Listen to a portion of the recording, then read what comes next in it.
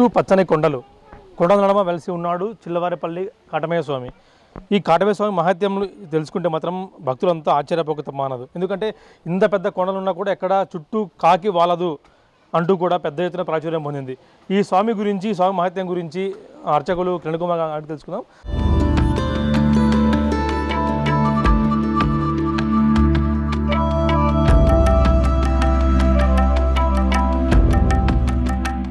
స్వామి చెప్పండి, ముఖ్యంగా ఈ స్వామి మహత్యం ఎందుకు ఇంతగా భక్తులు తరలి వస్తుంటారు? ఈ స్వామిని చూసేందుకు కానీ కొలిచేందుకు కానీ.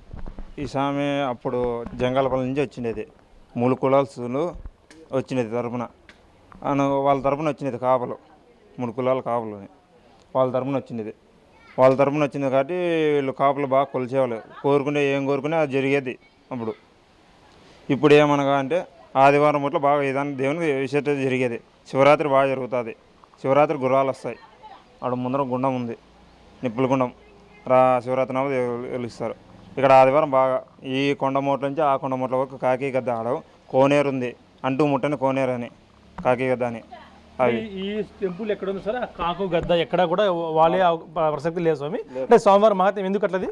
ఇది అప్పుడు మునీశ్వరులు తపస్సు చేసినప్పుడు అవి భంగం చేసినప్పుడు అప్పుడు అయింది. ఇప్పుడు గుడి కాదు, పూర్వకాలం గుడి ఇవి. పెద్ద కాలం, అంత ముందు కాలంలో ఇవి. వాళ్ళంటే శివుడు వాళ్ళంటే వచ్చినది, జంగాలపల్లి నుంచి వచ్చినది, పాలకాడలతో వచ్చినది. ఆ పక్క మోసే పాలకాడ, ఒక పక్క పాలు, ఒక పక్క సామి వచ్చినాడు. దాంట్లో ఈ మునీశ్వరుల శాపం కారణంగా ఈ కొండపై కాకి గద్ద ఎక్కడ వాళ్ళ దగ్గర శాపం పెట్టారు. దాని ద్వారా ఎక్కడ కాకి గద్ద ఉండదు ఇక్కడ. లేవు ఎప్పుడు ఎవరు చూడలేదు ఇక్కడ. లేదు, వచ్చినా ఎప్పుడో తప్పేది. వసతి లేనప్పుడు అది వచ్చేది అంతే. ఇక్కడ వసతి లేనప్పుడే తేనె పెట్టెలు ఉంటాయి. ఇప్పుడు అంటూ ఏమైనా వచ్చినా కుడతాయి. శాపం తగులుతుంది ఖచ్చితంగా. శాపం అంటే లేదు, కుడతాయి ఇవి. ఇప్పుడు మన ఇంట్లో వసతి లేదన్నప్పుడు తప్ప మనకు తెలియక వచ్చినామో అవి తెలుస్తాయి అప్పుడే. అది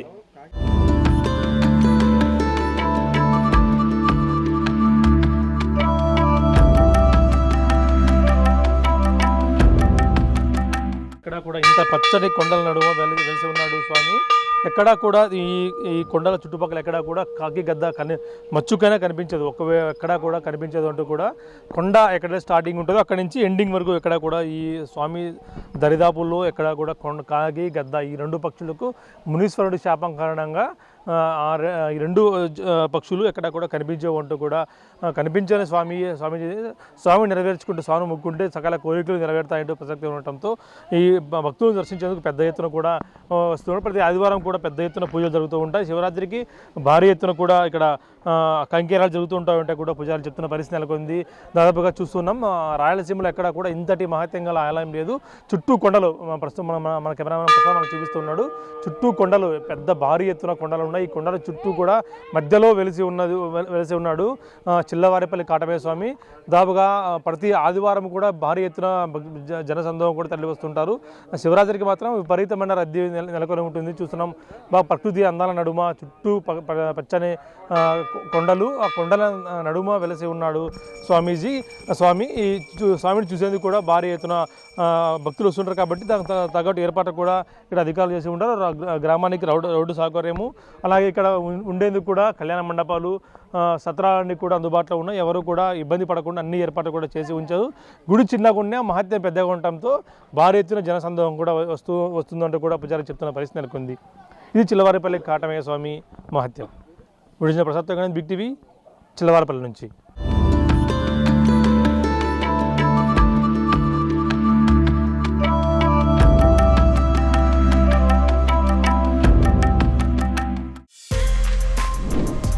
For more videos like this, subscribe Big TV channel.